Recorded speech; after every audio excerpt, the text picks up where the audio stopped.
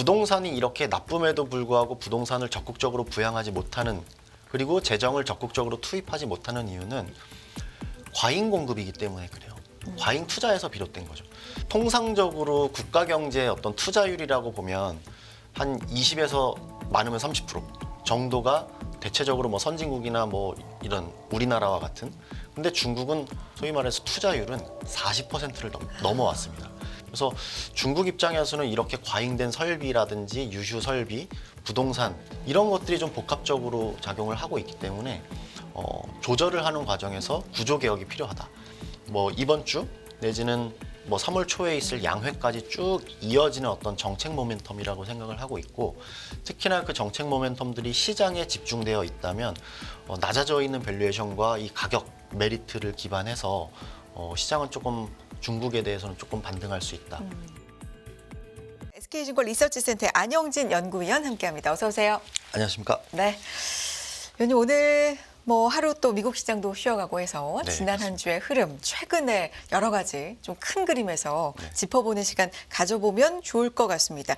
일단 지난주는 물가의 한 주였기 때문에 이 얘기 간단하게 또 짚어볼까요? 일단 좀 예상치보다는 높게 CPI도 그렇습니다. PPI도 나왔기 때문에 우려감이 좀 있었던 것 같아요. 네. 네. 일단은 지표 결과에 대해서는 기대치를 상회했다라는 점.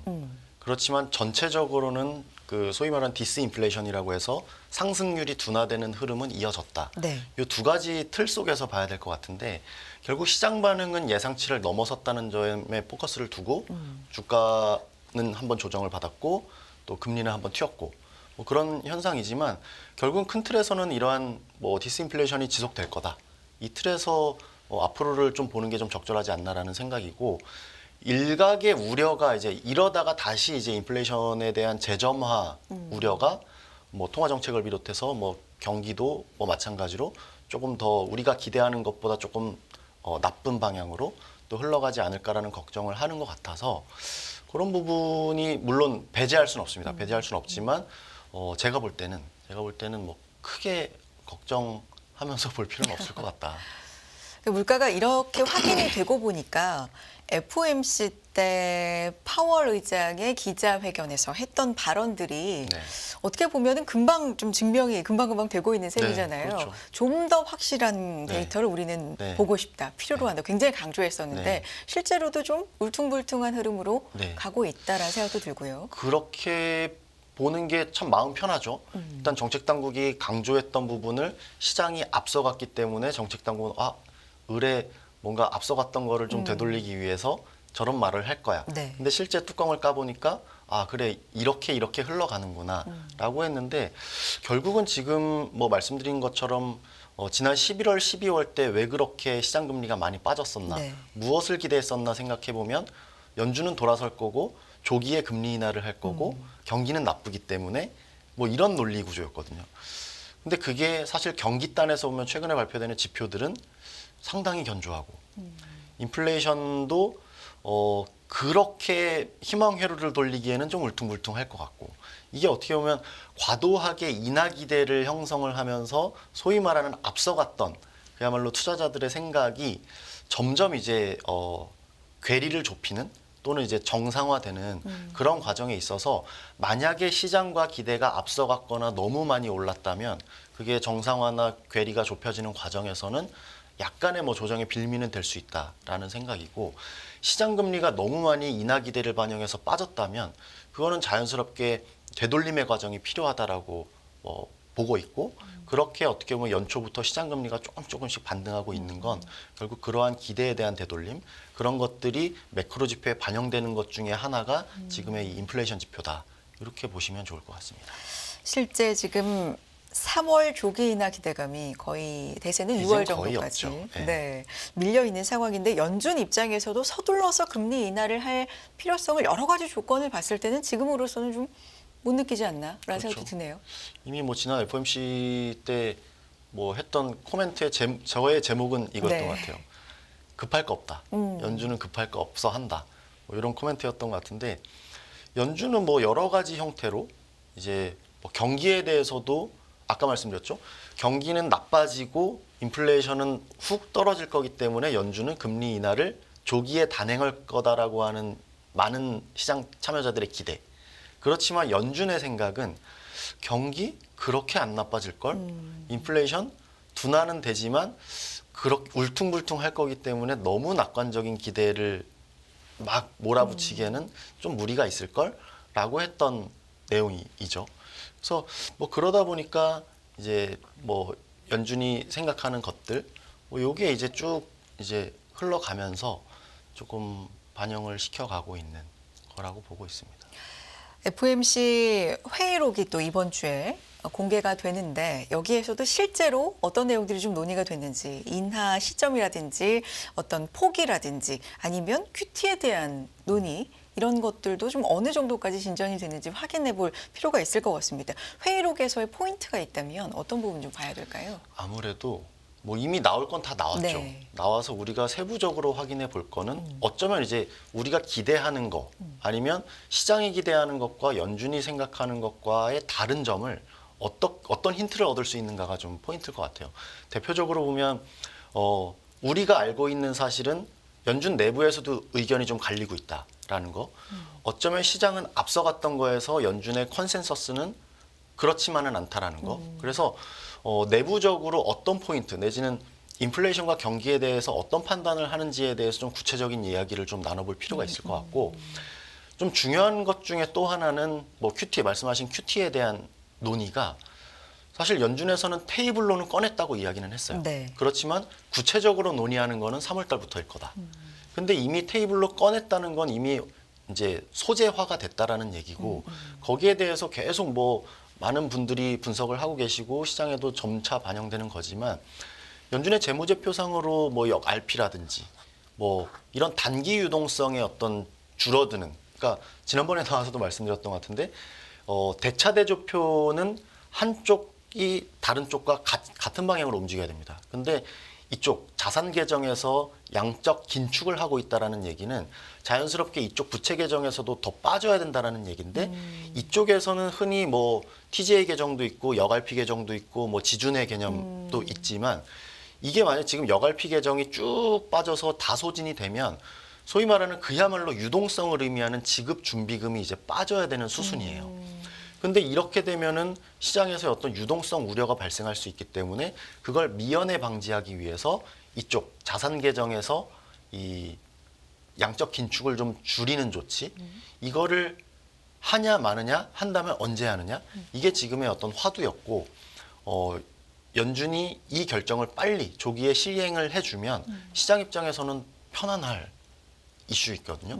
근데 이번엔 사실 그런 얘기를 꺼내긴 했지만 구체적으로 그러니까요. 논의하진 않았다. 그러니까 결국은 그와 관련된 논의가 어떤 형태로 얼마만큼이 테이블에서 이야기가 됐고 네. 어떤 힌트를 얻어야 되는지를 생각을 해보면 단순히 뭐 금리에 대한 논쟁뿐만이 아니라 연준 내부에서 어떤 유동성 환경에 대해서 어떻게 관리해 나갈 것이고 그게 시장 투자자들로 하여금 어떤 메시지를 줄 것인지를 조금 명확히 알 수 있을 것 같아서 뭐 회의록에서는 아마 그런 부분들 뭐 금리 단에서는 경기와 인플레이션에 대한 판단 이제 유동성 단에서는 뭐 QT에 대한 조절 내지는 그게 언제 어떤 형태로 이어질 것인지를 언급을 했다라는 등 뭐 그런 점에서 좀 확인해 볼 필요는 있을 것 같다라고 보고 있습니다. 어느 정도 수준까지 그래도 얘기는 오고 가는지 이런 그렇죠. 부분이 힌트가 될 수 그렇죠. 있을지 네. 역내포 잔고의 완전 소진이 이 감속에 꼭 있어야 되는 조건은 아니다라는 얘기를 했기 때문에 이 네. 부분도 좀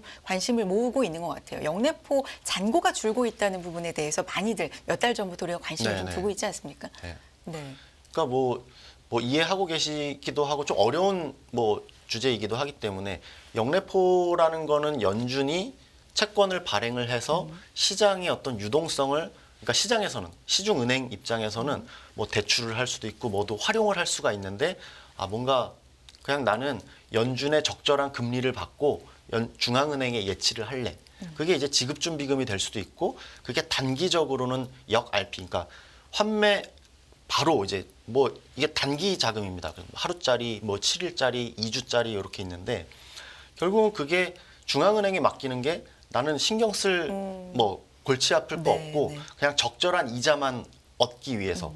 근데 그 얘기인즉슨 시중의 유동성을 중앙은행으로 좀 가지고 오는 거예요. 그러면 이게 여갈피가 줄어든다는 얘기는 시중은행들이 연준에 예치했던 자금들이 좀 빠지고 있다라는 얘기고 그게 어떤 형태로 활용이 될지는 모르겠죠.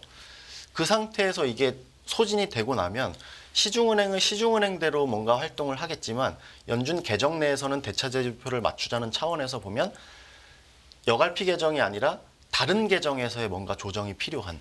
그래서 상당히 좀 뭐 대차대조표라는 게 뭐 어려운 개념일 수 있지만 너무 이제 당연한 형태이기 때문에 이걸 가지고 뭐 시중의 유동성이라든지 뭐 중앙은행이 시중은행에 대해서 어떤 태도를 갖고 있는지. 그래서 대차대조표에는 또 이런 여갈피 잔고도 있지만 대출 잔고도 있고 또 운용 잔고도 있고 다 하기 때문에 그런 세부 항목들을 보면서 중앙은행이 시중에 어떤 유동성의 방침을 갖고 조치를 내리는지 이런 것들을 좀 여러 가지로 확인해 볼 필요가 네. 있을 것 같아요. 이번 주에 또 FOMC 의사로 공개를 앞두고 있기 때문에 여기에서 확인해 봐야 될 포인트들 얘기를 나눠봤고요. 금리와 환율 레벨대 지금에서는 어느 정도라고 보면 되겠습니까? 위원님? 맞습니다. 네. 제가 뭐 이번 주 주간 보고서에서도 좀 네. 이런 쇼텀, 네. 그러니까 단기 의견과 조금 더 긴 뭐 연말까지의 어떤 장기 의견 이렇게 좀 구분해서 제시를 드리기도 했는데 네. 일단은 한번 금리부터 말씀을 드리면 저는 뭐 계속 뭐 이런 생각으로 보고 있어요. 경기는 그렇게 나쁘지 않다. 인플레이션 말씀드린 대로 디스인플레이션이다.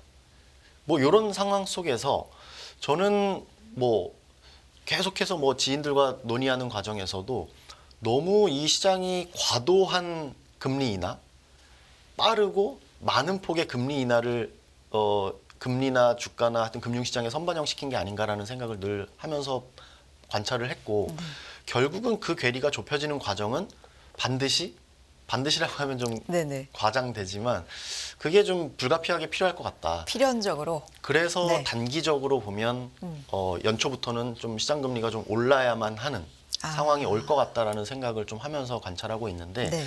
지금 이제 미국 10년물 금리 기준으로 4.3%까지 4.35%까지 이렇게 올라온 상황. 그렇다면 저는 지금은 단기적으로 보면 박스권 내에서의 상단이라고는 봅니다. 무슨 얘기냐면 결국 10년물 금리 기준으로 보면 3.8%까지 내려갔다가 지금 이렇게 4.3%까지 올라온 상황인데 추세적으로 금리가 올라갈 것 같진 않아요. 그래서 어떻게 보면 길게 보면 롱텀리 보면 결국은 금리 인하에 대한 논의가 올해는 진행이 될 거고 그게 시점은 늦어지고 폭은 그렇게 크지는 않을 거라고 보고 있지만 결국은 내려갈 건 내려갈 거다. 그렇지만 지금 어떤 뭐 과도한 기대에 의해서 시장 금리가 좀 반등하는 구간에 놓인 건 맞고 그거에 대해서 계속적으로 높아지기보다는 어느 정도 박스권에 갇힌 등락의 흐름을 보일 가능성이 높아 보이는데 그 밴드로 생각하자면 결국 시장이 과도한 기대를 반영했던 저점은 3.8% 수준. 그 다음에 우리가 뭐 어떤 뭐 5%에서 쭉 내려왔는데 10년물 기준으로. 네, 네. 기술적 반등 측면에서 보면 네. 뭐 지난번에도 나와서 4.2%, 3.8에서 4.2% 밴드라고 뭐 쭉 이야기를 드리고 있었는데 일단 4.3%까지 넘어선 거는 뭐 그럴 수 있다. 근데 저희가 생각하는 이 밴드에서는 상단인 것 같아서 저는 일단 박스를 씌워서 보고 싶다 단기적으로는 이런 말씀을 드리고 장기적으로는 뭐 불가피하게 내려가겠죠. 그렇지만 그 폭은 그렇게 크지 않을 거다라는 말씀 드리고 환율에 대해서는 한번 그림을 한번 네. 보여주실 수가 있을까요? 네. 이게 왼쪽 그림은 좀 장기적인 그림에서 말씀드리고 싶은 내용이고 오른쪽은 이제 단기적인 관점인 건데 일단은 단기적으로 한번 볼까요? 환율에 대해서 생각을 할 때 글로벌 달러, 그 달러를 반영한 원달러 환율 두 가지 측면에서 보면 최근에 워낙에 이제 뭐 중앙은행의 어떤 금리 정책과 뭐 통화 정책에 민감하게 금융시장이 흘러가다 보니까 이제 환율 시장도 이 어떤 금리와 아주 밀접하게 흘러가고 있습니다. 그래서 단기적으로 보면 금리에 대해서 좀 박스권을 등락을 보이는 흐름으로 본다면 결국 환율에 대해서도 방향성보다는 조금 요 1,300원 한 초중반에서 좀 이렇게 머물 가능성이 있어 보인다. 그래서 환율도 마찬가지로 우리가 예상치 못한 어떤 매크로에서의 네거티브 이벤트가 아닌 이상 솟구칠 일은 없을 것 같고 그렇지만 우리가 뭐 너무 쉽게 예상하는 것처럼 환율이 쭉 빠질 것 같진 않다라는 생각을 하는 거라서 저는 단기적으로 보면 금리나 환율 모두 다 좀 박스권의 흐름을 좀 보일 거라고 예상을 해보고 있는 거고요. 최소한 부정적이진 않을 거다. 그러니까 우리가 금리가 내려가고 환율이 내려가면서 느껴질 주식시장의 어떤 긍정적인 기대는 조금 내려놓을 필요는 있겠지만 뭐 시장 자체가 환율과 금리 FRCC 쪽에서 주식시장을 이제 짓누를 그럴 가능성은 없어 보인다가 이제 박스권이라고 말하는 좀 기본적인 메시지라고 봐주시면 좋을 것 같고 왼쪽 그림 한번 봐주시면 네. 이게 참 설명보다는 약간 경험적으로 좀 유의미하기 때문에 저는 되게 뭐 많이 관찰을 하면서 모니터링을 하는데 달러에 대한 선물한 시장에서의 순 포지션입니다. 선물 시장에서의 포지션인데 지금 이제 빨간색 선을 보시면 달러에 대한 순 포지션이 거의 중립 수준이죠. 보시면 아시겠지만 거의 0 수준에 도달을 해 있습니다. 근데 과거에 2010년대 이후로 한 4번에 걸친 케이스를 보면 이게 거의 제로에서 마이너스로 전환할 때 그때의 시장에 주는 메시지는 곧 머지않아서 달러는 좀 반등할 수 있는 가능성. 여기에 대해서 저는 좀 주목을 하고 있고 이게인즉슨 달러에 대해서 계속해서 매수하다가 이제 매도가 늘어나고 매수가 줄어들어서 이렇게 뭐 스퀘어 포지션이 됐을 때 그때는 언제 어떻게 될지는 모르겠습니다. 그래서 조금 더 롱텀리하게 보면 저는 단기적으로는 환율이 좀 내려갈 수는 있지만 중반 뭐 올해 중순까지는 내려갈 수 있겠지만 시장 컨센서스는 연말까지 쭉 내려가는 그림이라고 한다면 저는 오히려 하반기 때는 좀 반등할 수 있다라는 생각 그리고 그 반등이라는 거는 추세를 잡고 반등할 수 있다라고 생각하는 이유가 결국 이 차트에서 기반을 하고 있고 결국 뭐 선물 시장에서의 포지션의 변화 그리고 이게 이 정도의 포지션이 경험적으로 줬던 메시지를 고려를 했을 때는 뭐 상반기까지는 좀 달러에 대한 하락 뷰를 좀 고수를 하고 있고 그 이후에는 어떤 추세적인 반등, 그 반등의 정도는 그 당시에 어떤 매크로에 대한 판단에 따라서 좀 조건부로 되어 있긴 합니다. 그렇지만 좀 방향성에 대해서는 달러는 내려가다가 연말로 향하면서는 다시 좀 올라갈 거라고 보는 결국 요런 뷰를 좀 요 차트를 통해서도 말씀드릴 수 있을 것 같아요. 하반기에 환율은 반등할 가능성이 있고 그건 뭐 그때 매크로에 따라서 폭은 좀 결정이 되겠지만 그렇게 된다면 추세를 잡고 그러니까 그 추세적으로는 한동안 갈 수 있다. 네. 반등하는 추세로.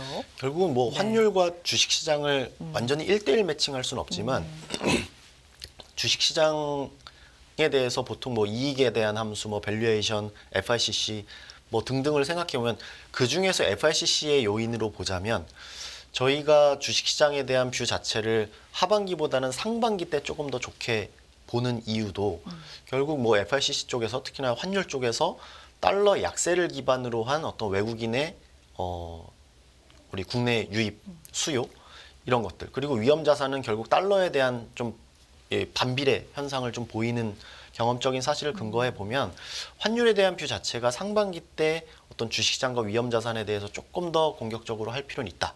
그렇지만 이러한 뭐 흐름과 뷰에 대해서 뭐 하반기까지 쭉 오버웨이트를 하기에는 환율이나 FICC 쪽이 조금 부담이 될 수 있을 것 같다.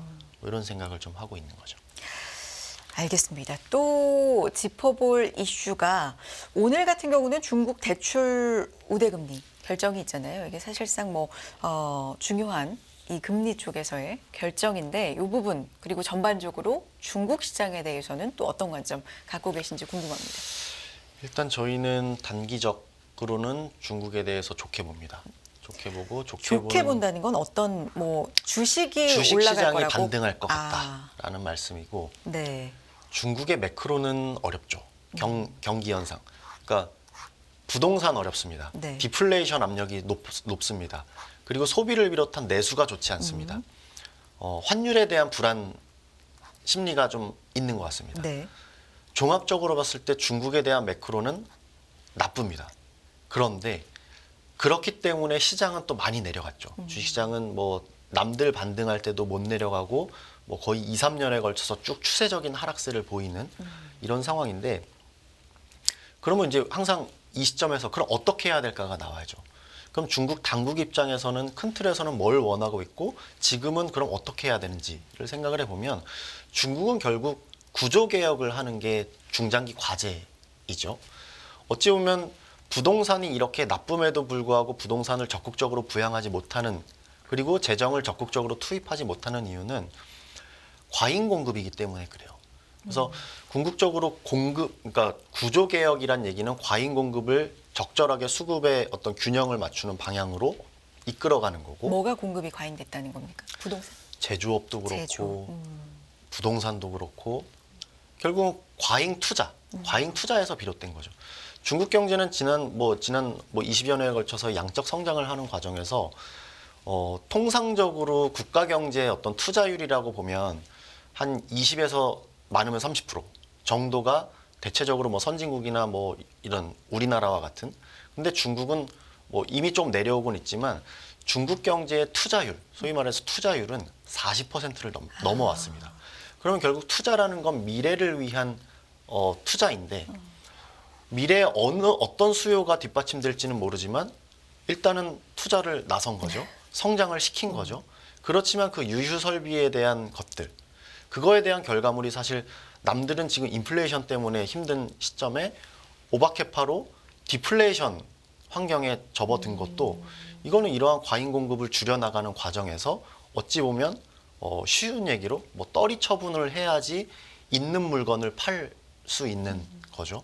그래서 중국 입장에서는 이렇게 과잉된 설비라든지 유휴 설비, 부동산 워낙에 이제 많이 지어놨는데 분양은 잘 안 되는 이런 것들이 좀 복합적으로 작용을 하고 있기 때문에 조절을 하는 과정에서 구조 개혁이 필요하다.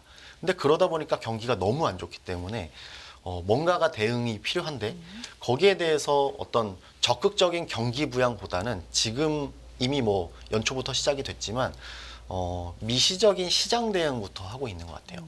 그래서 적절한 경기 부양은 조금 필요하지만 그 경기 부양도 재정보다는 통화 정책을 통해서 통화 정책 유동성을 공급하는 차원의 어떤 정책을 사용을 하면서 말씀드렸던 문제점들 부동산에 대해서 조금 더 숨통을 틔워줄 수 있고 내수를 조금 더 부양 쪽으로 자극을 시킬 수가 있고 그리고 과도한 어떤 디플레이션 압력으로부터 조금 유동성 함정으로부터 벗어날 수 있게 만드는 어떤 그런 환경을 만들기 위해선 적극적인 통화 정책이 필요하다.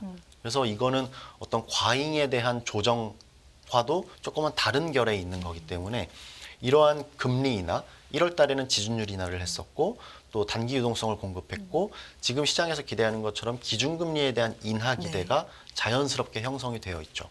그래서 이런 것들이 저희는 뭐 이번 주 내지는 뭐 3월 초에 있을 양회까지 쭉 이어지는 어떤 정책 모멘텀이라고 생각을 하고 있고 특히나 그 정책 모멘텀들이 시장에 집중되어 있다면 낮아져 있는 밸류에이션과 이 가격 메리트를 기반해서 시장은 조금 중국에 대해서는 조금 반등할 수 있다.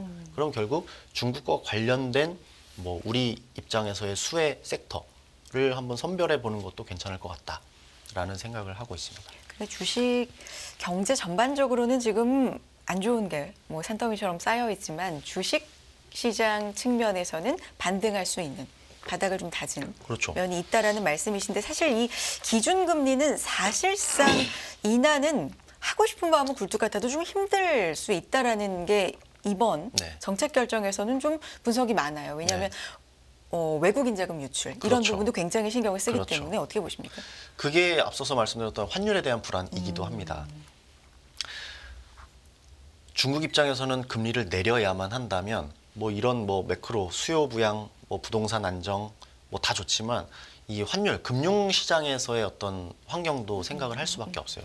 근데 만약에 미국이 연준이 금리를 내리는 결정을 뭐 기존의 시장의 기대대로 조기에 인하할 수 있다라는 생각들을 하게 된다면 중국 당국 인민은행 입장에서도 조금 더 편한 선택이 될 수 있을 것 같아요. 왜냐하면 자기네들이 금리를 내릴 때 남들은 안 하는데 자기네만 했을 때 나타나는 어떤 자국 통화 가치의 절하 이런 우려가 환율의 그러니까 위안화의 절하, 환율의 상승을 통해서 외국인 자금이 유출될 수 있다라는 우려, 그게 금융시장을 좀 흔들 수 있는 리스크이기 때문에 만약에 연준이 내리는 시나리오로 쭉 진행이 됐더라면 인민은행도 조금 더 편하게 이제 금리 인하를 단행할 수 있었을 것 같은데 지금은 앞서서도 말씀드렸지만 연준이 그런 시나리오를 조금 뒤로 미루는 지금 과정에 있기 때문에 인민은행도 조금은 약간의 딜레마에 좀 빠져 있어요. 그래서 당연히 해야 되지만 결국은 또 타이밍을 잴 수밖에 없다라는 측면을 좀 고려를 해야 될 것 같습니다. 네.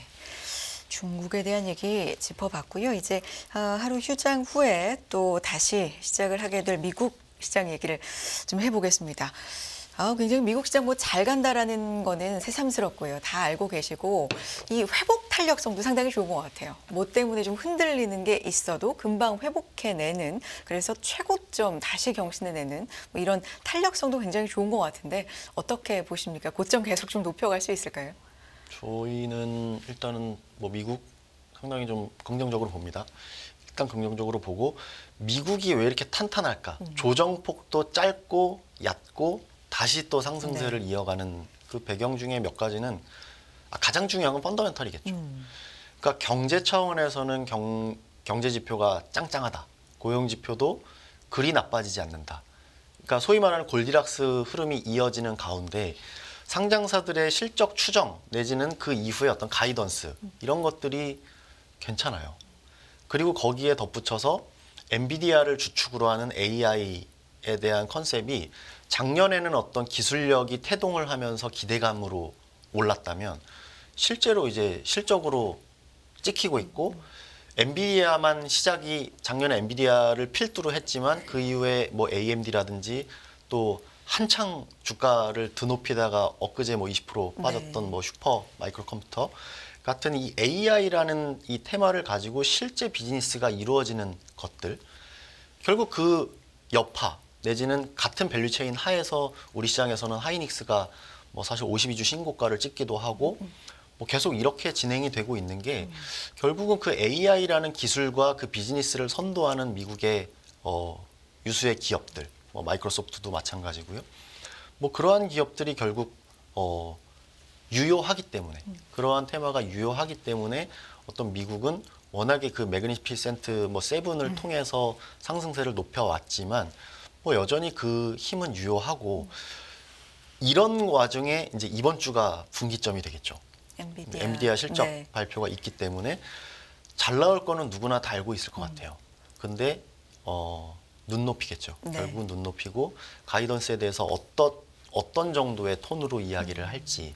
그래서 뭐 이미 저희가 뭐 4분기 때도 쭉 경험을 했지만 TSMC에 대해서도 뭐 CEO가 나와서 좋은데 너무 뭐 기대가 큰 것 같다라고 했더니 또 조정의 빌미가 됐던 것처럼 이미 좋은 거는 알고 있는 상태에서 여기에 대해서 우리가 주가를 이렇게 반영을 했다면 거기에 대해서 한번 확인해보고 갈 필요는 있겠다. 그게 엔비디아의 실적 발표일 거고 4분기의 실적뿐만이 아니라 향후 가이던스, 우리의 눈높이 대비해서 어떤 메시지를 주는지가 사실 뭐 이러한 어떤 주가 탄력에 대해서 모르겠습니다. 방향성에 대해서는 예측하기는 어렵지만 한번 분명하게는 확인해보고 가야 될 필요가 있는 그런 이슈입니다. 기업의 실적, 특히 AI 기업들의 어떤 흐름, 살아있는 상황인데 굉장히 큰 분기점, 시장이 기다리고 있는 이 엔비디아 실적이 어떻게 나올지. 그렇습니다. 과거에 우리 기억에는 이 시장의 전반적인 분위기를 굉장히 부스트업 해줬던 기억이 있기 때문에 높아져 있는 눈높이를 또 충족시켜 줄 수 있을지. 사실 긍정적인 콜은 계속 이어지고 있고요. 뭐 $850 전후로 목표가는 계속해서 나오고 있는데 이제는 $1,000 위까지도 좀 제시가 되고 있는 상황에서 좀 지켜볼 만한 상황이 있을 것 같고요. 연구원님, 저희 뭐 굿모닝 인포메이션 첫방 때, 첫 방송 때부터 함께 해주셨는데 잠시 좀 쉬어 가신다고요? 약간 좀 바빠지신다고 들었어요? 네, 제가 뭐 어쩌다 보니 이제 좀 그 운용 업무를 좀 하게 돼서 이제 애널리스트로서 한 뭐 10여 년 넘게 이렇게 이어왔고 또 운 좋게도 뭐 연합뉴스 경제 TV에서 출연을 해서 좀 시청자분들께 뭐 이런저런 이야기를 드렸었는데 이제는 좀 업무가 좀 달라지고 조금 더 이제 운용 업무에 좀 집중하기 위해서 당분간이죠? 당분간 네. 조금 뭐 인사드릴 일은 좀 제한되지 않을까 그런 생각이 있습니다. 그 당분간이 또 지난 후에 좋은 모습으로 또 다시 뵐 수 있기를 기대하면서 인사 나누겠습니다. SK증권 리서치센터 안영진 연구위원 함께했습니다. 고맙습니다. 네, 고맙습니다.